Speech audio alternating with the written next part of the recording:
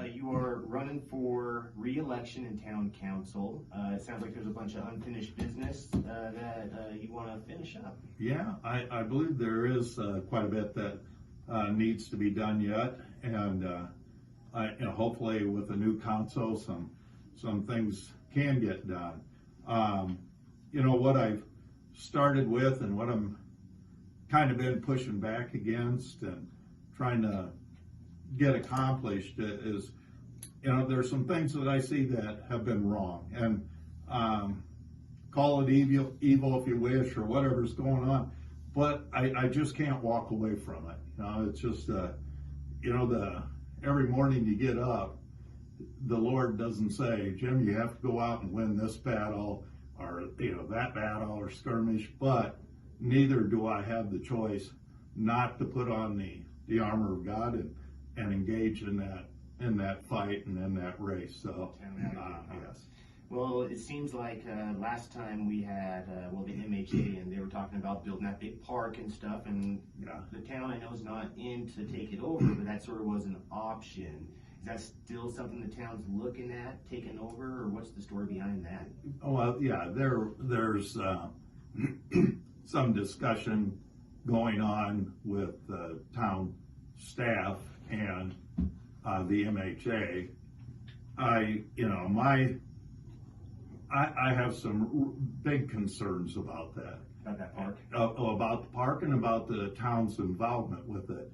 That park was designed without any of the town's input into it, and to operate it, to me appears it's going to be very expensive to operate and maintain that park.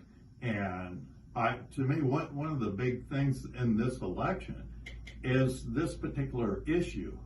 If we have people whose loyalties, people on the council whose loyalties may not be to the citizens, but to special interests of one sort or the other, and we get involved, we go ahead and jump into this here, it could be a big financial boondoggle for the town, and it just won't quit.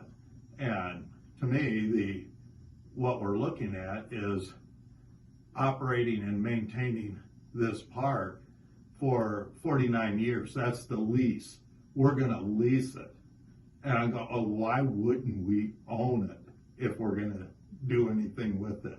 If the operating of the streams and the lake and the big pumps that are going to be necessary are too costly, are we going to have the option just to shut that down? Or will the lease require us to do this and do that? And to me, that facility, I think a big motivator of it being created is to help market property that is the university property. And if that gets developed, and those lease payments of that property don't come back to the town.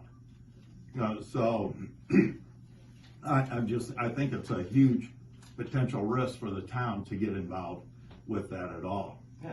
Yeah, I sort of put it in my terms. My wife and I were having this conversation about the park, and she's like, well, just let them run it. Who cares? And I go, well, we were offered a beautiful house here in town overlooking the golf course. Yeah. I couldn't afford it. And I told her, honey, we can't. This is like $3,000 a month. Of course, we'd love to have it. Yeah. But we can't. And if we did move into this place, we'd be, in about a year, we'd be over. It really hurt us financially. And it's just something that, if we were stupid, we would definitely move into the house up there above the golf course and be there for a few months while it lasts. Yeah. We're looking ahead, and we're like, no, we will stay down here in Geisela. We will still rent where it's affordable, and we'll make our money go a lot farther, and we're not going to end up out on our ass. Yeah. And she goes, I understand exactly what you're saying now.